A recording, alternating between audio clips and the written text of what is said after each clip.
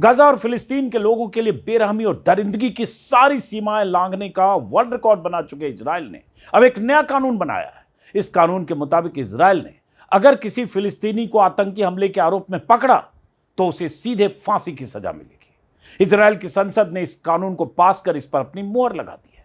पहले फांसी की सजा वैकल्पिक थी, अब इस नए कानून के पास होते ही ऐसे मामलों में फांसी की सजा अनिवार्य हो गई है। मिलिट्री कोर्ट से फांसी की सजा होने के 90 दिनों के भीतर दोषियों को फांसी के फंदे पर लटका दिया जाएगा। अपील और माफी की गुंजाइश भी लगभग खत्म कर दी गई है। यह कानून खास तौर पर सिर्फ फिलिस्तीनियों पर लागू होगा। अगर कोई इजरायली फिलिस्तीनियों के खिलाफ ऐसे ही अपराध करे, उसके लिए मौत की सजा नहीं, उम्र कैद जैसी सजा हो सकती है।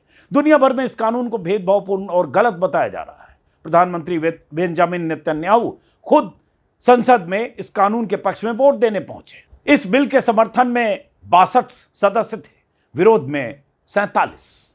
बिल पास होते ही इजराइल की संसद में जश्न मनाने की तस्वीरें भी आई। सबसे ज्यादा जश्न मनाया इजराइल के नेशनल सिक्योरिटी मिनिस्टर ने। यह कानून उनकी पार्टी का पुराना एजेंडा था। कानून पास होते ही उन्होंने शैंपेन की बोतल खोली, लोगों के बीच डेजर्ट बांटकर जश्न मनाया।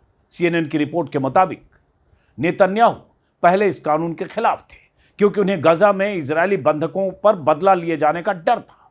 लेकिन गाजा में सीज फायर के बाद उन्होंने अपना रुख बदल लिया है और खुद संसद पहुंचकर इसके पक्ष में वोट किया। मानवाधिकार संगठनों ने इसे बदले की नीति और फिलिस्तीनियों के खिलाफ नस्लीय हिंसा बताया है।